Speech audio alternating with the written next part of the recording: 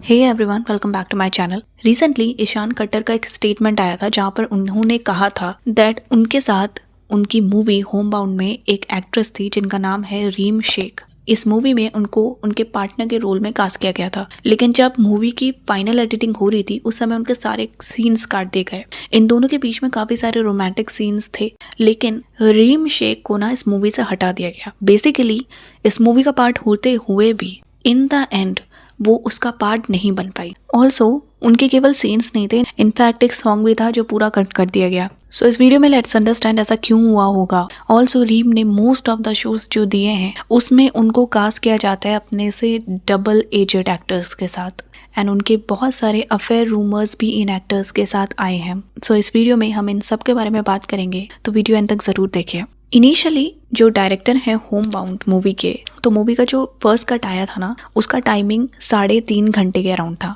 क्योंकि ये मूवी जो है ऑस्कर्स के लिए गई है और ऑस्कर्स में एलिजिबल होने के लिए कुछ क्राइटेरियाज होते हैं। तो इस वजह से ना उन्होंने ये जो रन टाइम था उसको ट्रिम करके 2 घंटे कर दिया, और इस वजह से ये जो पूरा लव ट्रैक था रीम का ईशान खट्टर के साथ वो सब कुछ डिलीट करना पड़ा। तो इन अ वे यहाँ पर आप ये कह सकते हो दैट जो फिल्म मेकर्स थे उनका मेन गोल था किसी तरीके से इस मूवी को ऑस्कर्स की कैटेगरी में नॉमिनेट करना, जो कि अभी हो भी चुका है। ना यहाँ पर आप ये कह सकते हैं मेकर्स का डिसीजन उनके लिए काफ़ी सही हुआ, फिल्म के लिए काफ़ी अच्छा रहा, बट रीम के साथ यहाँ पर बहुत ही अनफेयरली एक्ट किया गया था। एंड दिस शोज कि कैसे जो ये यंग एक्टर्स हैं या टीवी एक्टर्स हैं उनको किस तरीके से ट्रीट किया जा रहा है। रीम ने इस मूवी को टाइम दिया एंड ऑब्वियसली उन्होंने दूसरे प्रोजेक्ट्स डिक्लाइन किए होंगे इस मूवी के लिए, लेकिन इन द एंड जब मूवी रिलीज होती है या ऑस्कर के लिए जाती है तो वहाँ पर उनका कंट्रीब्यूशन बिल्कुल भी देखने को नहीं मिलता। ऑल्सो जब भी मूवी में सीन्स कट करने की बात आती है ना, क्योंकि रीम फिल्म इंडस्ट्री से बिलोंग नहीं करती, तो जो सपोर्टिंग ट्रैक्स होते हैं वो ही सबसे पहले सेक्रीफाइस होते हैं, एंड जो ऑलरेडी इस्टेब्लिश्ड एक्टर्स हैं उनके सीन्स कट करना बहुत ही मुश्किल होता है। एंड ऐसा ना बहुत सारे एक्टर्स के साथ हुआ है, जैसे वाणी कपूर जब उन्होंने शुद्ध देसी रोमांस के लिए शूट किया था तो वहाँ पर भी उनका शॉट बहुत ज़्यादा लंबा था, लेकिन उनके सीन्स कट कर दिए गए थे। ऑल्सो वो सरवाइव कर पाई थी इंडस्ट्री में क्योंकि उनको यश राज प्रोडक्शन से बहुत ज़्यादा बैकअप मिला था, जो कि रीम के पास नहीं है। ऑल्सो यहाँ पर एक डिफरेंस ये है कि वाणी के तो सीन्स कट किए गए थे, लेकिन रीम को इस मूवी से पूरी तरीके से गायब कर दिया गया। अब यहाँ पर ना बहुत सारे कॉन्सिक्वेंसेस हो सकते हैं और एक इमेज इस तरीके की बन जाती है, लाइक रीम ने ये मूवी चूज की होगी बहुत डेलिब्रेशन के बाद, एंड ऑल्सो वो टेलीविजन से अब फिल्म इंडस्ट्री में जाना चाहती है, लेकिन क्योंकि उनको फिल्म से पूरी तरीके से निकाल दिया गया तो ऑब्वियसली वो अपने परफॉर्मेंस ऑडियंस को नहीं शो कर पाई। एंड एक तरीके से ना जिन एक्टर्स के सीन्स कट होते हैं उनको नॉन एसेंशियल माना जाता है। एक सबकॉन्शियस इमेज इस तरीके की बन जाती है दैट क्योंकि इसको फाइनल वर्जन से हटा दिया गया तो ये नेसेसरी नहीं है, हो सकता है इसकी एक्टिंग में कोई कमी हो जिसकी वजह से इसको हटाया गया था। एक परसेप्शन बन जाता है जो कि रियलिटी से बहुत अलग होता है। ऑल्सो क्योंकि बाकी सारे लोग जिन्होंने वहाँ पे काम किया वो सब प्रोमोज में जा रहे हैं, पार्टीज अटेंड कर रहे हैं एंड बेनिफिट ले रहे हैं इस फिल्म की सक्सेस का, लेकिन रीम जो फिल्म मेकिंग के प्रोसेस में थी बट अब नहीं है, तो एक इनसिक्योरिटी एक्टर के अंदर आ सकती है। तो अगर इस सिचुएशन को एक्टिंग के पॉइंट ऑफ व्यू से देखा जाए ये बहुत ही सीरियस कॉन्सिक्वेंसेस ले सकती है रीम के लिए।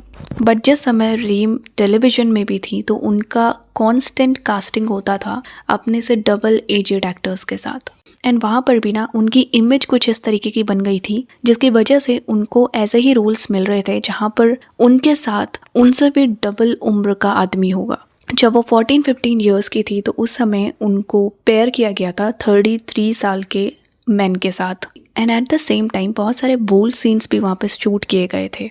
उस एज में भी वो बोल्ड सीन्स देने के लिए रेडी थी, तो कहने को तो वो चाइल्ड एक्टर्स हैं लेकिन वो रेडी हैं बहू का रोल करने के लिए एंड अपने से डबल एजेड एक्टर्स के साथ काम करने के लिए भी। एंड ऐसा केवल रीम के साथ नहीं होता है, बहुत सारे चाइल्ड एक्टर्स हैं, लाइक अशनूर कौर है, तो अशनूर का पहले से ही क्लियर था दैट उनको टीवी बहू नहीं बनना है एटलीस्ट जब तक वो 18 क्रॉस नहीं कर लेती। ऑल्सो रीम का एक म्यूजिक वीडियो आया था ज़ैन इमाम के साथ जो हाल दिल का इधर हो रहा है, तो इस म्यूजिक वीडियो को बहुत ज़्यादा हेट मिला था, बहुत ही ट्रोल किया गया था क्योंकि इस वीडियो में ना बहुत ज़्यादा एक्सप्लिसिट बोल्ड सीन्स देखने को मिल रहे थे। एंड उस समय जैन इमाम जो पहले नामकरण वाले शो में आ गए थे, तो उनके फैंस ने रीम को बहुत ज़्यादा हेट देना स्टार्ट कर दिया था। रीम का नाम इसी तरीके से मल्टीपल एक्टर्स के साथ जोड़ा गया था।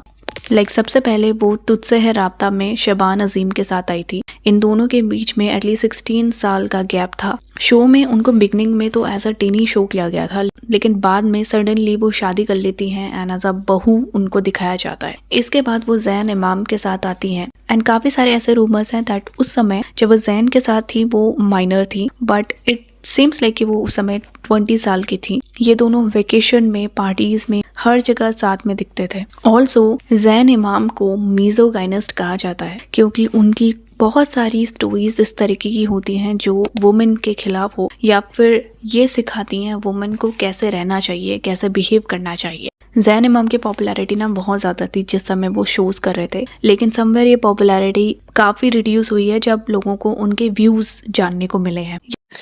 Hollywood I used to like Scarlett Johansson, but अभी थोड़ी बुढ़ी हो गई है बेचारी। जब रीम ने जैन के साथ फ्रेंडशिप तोड़ी थी उसके बाद भी रीम को बहुत ज़्यादा नेगेटिविटी और हेट मिला था। वो इतना ज़्यादा साथ में रहते थे दैट उनका फॉलोआउट ना क्लियरली विजिबल था। इसके बाद रीम का नाम मिस्किट वर्मा के साथ भी जोड़ा गया। मिस्किट के साथ उन्होंने कोई शो नहीं किया है, लेकिन ये दोनों काफ़ी टाइम एक दूसरे के साथ देखने को मिलते थे। दोनों डिफरेंट शोज करते थे लेकिन फिर भी साथ आते थे, लेकिन लेटर ऑन इन्होंने भी एक दूसरे को अनफॉलो कर लिया था। लेकिन इसके बाद रीम को होम रेकर कहा गया एंड ऐसा बोला गया दैट वो तेजस्वी और करण के बीच में आ रही हैं। तो इन अ वे वी कैन से कि रीम को लेके ना हमेशा नए नए रूमर्स आते रहते हैं। The white guy was my longest relationship. 6 महीना है? हाँ 6 महीने he was with you and her? No, not her. It was only me. कोई एक्टर के बारे में TDS. There are a lot of Turkey people in the industry, the television industry, especially. I know a lot about them. So there is this one बेशरम लड़का, आदमी, not even लड़का, आदमी, ठीक है, जिसकी इतनी सुंदर वाइफ है। मतलब उनको अभी अभी एक बच्चा हुआ है। उसकी वाइफ प्रेग्नेंट थी। So the whole pregnancy he was telling me that he मतलब tried on me is a different story. But आसपास उसने इतनी गंद मचाई मुझे गुस्सा आ गया कि साढ़े वाइफ प्रेग्नेंट है मेरी। ऐसे दिस। लेकिन अभी ना वो ट्रांजिशन करना चाह रही हैं, टीवी से फिल्म इंडस्ट्री की तरफ जाना चाह रही हैं। एंड ऑब्वियसली हर कोई अपने लिए बेस्ट ही चाहता है, जो कि रीम के डिसीजन से भी देखने को मिलता है क्योंकि ये movie best international feature film category में नॉमिनेट की गई है।